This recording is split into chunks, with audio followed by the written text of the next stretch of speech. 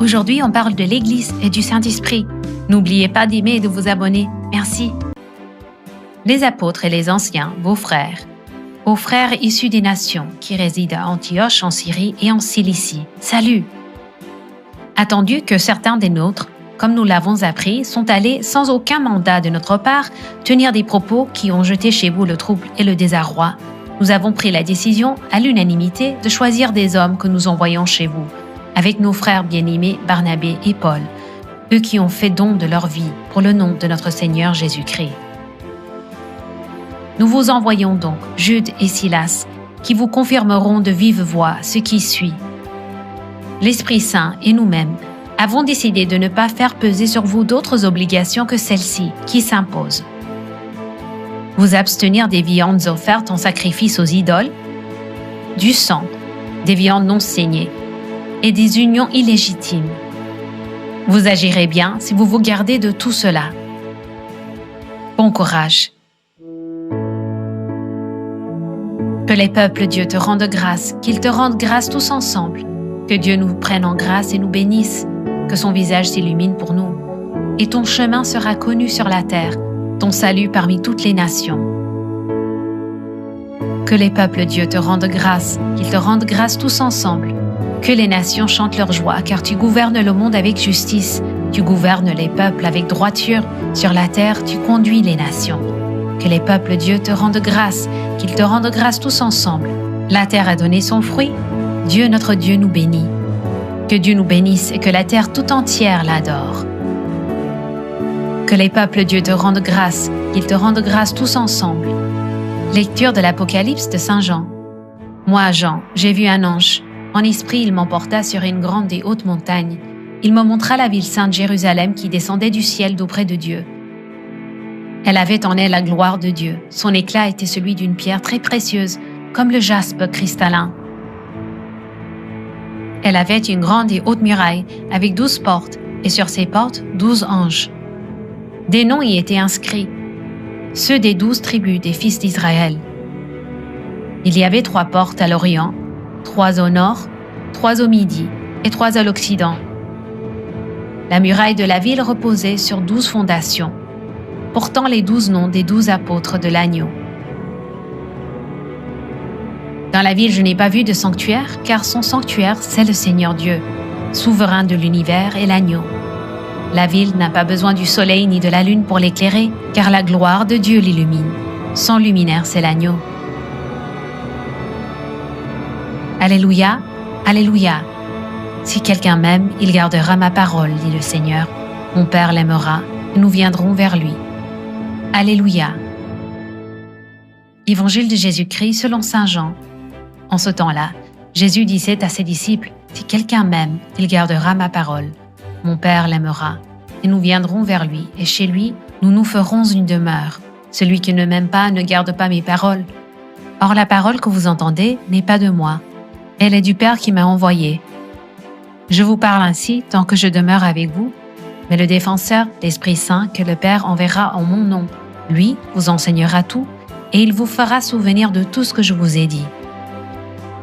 Je vous laisse la paix, je vous donne ma paix. Ce n'est pas à la manière du monde que je vous la donne. Que votre cœur ne soit pas bouleversé ni effrayé. Vous avez entendu ce que je vous ai dit, je m'en vais et je reviens vers vous. Si vous m'aimiez, vous seriez dans la joie, puisque je pars vers le Père, car le Père est plus grand que moi. Je vous ai dit ces choses maintenant, avant qu'elles n'arrivent. Ainsi, lorsqu'elles arriveront, vous croirez. C'est le 6e dimanche de Pâques, et aujourd'hui, notre première lecture provient des Actes des Apôtres. Les Actes des Apôtres est un livre super passionnant qui nous raconte les aventures de l'Église primitive. La lecture d'aujourd'hui est d'environ 48 à 50 après Jésus-Christ, donc environ 15 ans après la résurrection de Jésus. L'Église primitive avait une question. Les chrétiens doivent-ils suivre la loi juive? Jésus était juif, le Messie, l'accomplissement de la loi. Cela signifiait-il que les gens étaient censés suivre la loi juive ou Jésus avait-il tout changé? L'apôtre Paul était super intéressé par cette question. Il pensait qu'il n'était pas nécessaire de suivre la loi juive, mais d'autres chrétiens prêchaient le contraire. Ils croyaient que les disciples de Jésus devaient suivre la loi juive. Les nombreuses lois du peuple juif sont écrites dans l'Ancien Testament. Il y a des centaines de commandements à propos de tout. Comment se comporter, comment préparer la nourriture, comment s'habiller, la relation des gens avec Dieu. L'Église primitive a eu une réunion à Jérusalem où ils ont discuté de si oui ou non les gens devaient suivre toutes ces règles. Ensuite, ils ont écrit une lettre qu'ils ont envoyée à toutes les églises. La lettre commence « L'Esprit Saint et nous-mêmes avons décidé ». Dans l'Évangile d'aujourd'hui, Jésus dit aux disciples qu'il enverra le Saint-Esprit. Le Saint-Esprit guide l'Église. La réunion de Jérusalem n'est pas seulement des gens qui parlent, mais Dieu lui-même qui guide l'Église. Le Conseil a décidé que les chrétiens n'avaient qu'à suivre quelques règles de la loi juive, comme ne pas manger de viande sacrifiée aux idoles et ne pas avoir de mariages illégaux. Nous avons encore des synodes ou des réunions comme celle-là aujourd'hui. L'Église est vivante et se développe. Ce n'est pas seulement un groupe de personnes, c'est le corps du Christ qui cherche à mieux comprendre le Seigneur. La liturgie, les sacrements, le sacerdoce et le credo ne sont pas seulement des choses que les gens ont inventées parce qu'ils pensaient que ce serait super. Ils ont été guidés par Dieu à travers le Saint-Esprit, tout comme il continue de nous guider. Alors, à partir d'aujourd'hui, nous toucherons une solde équivalente à celle des légionnaires. Nous voulons des congés, 2 repas par jour. 13. Comment? 3. Ah oui, donc 3 repas par jour. C'est tout? Pas tout à fait. Quand le premier immeuble du domaine des dieux sera bâti, nous voulons être affranchis. Affranchi? Libres. Ah, si, libre. Et du coup, on exige un logement chacun dans l'immeuble qu'on aura construit. Voilà, ça c'est le petit plus. Présent. Tu vas pas accepter ça? Si, ça me semble prudent. Marché conclu?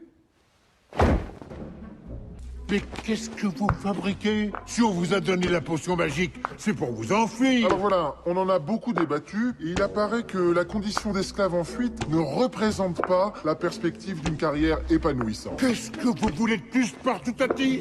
En toute simplicité, devenir des citoyens romains libres. Et pour ça, nous devons finir cet immeuble. Bonjour, oh là, bonjour.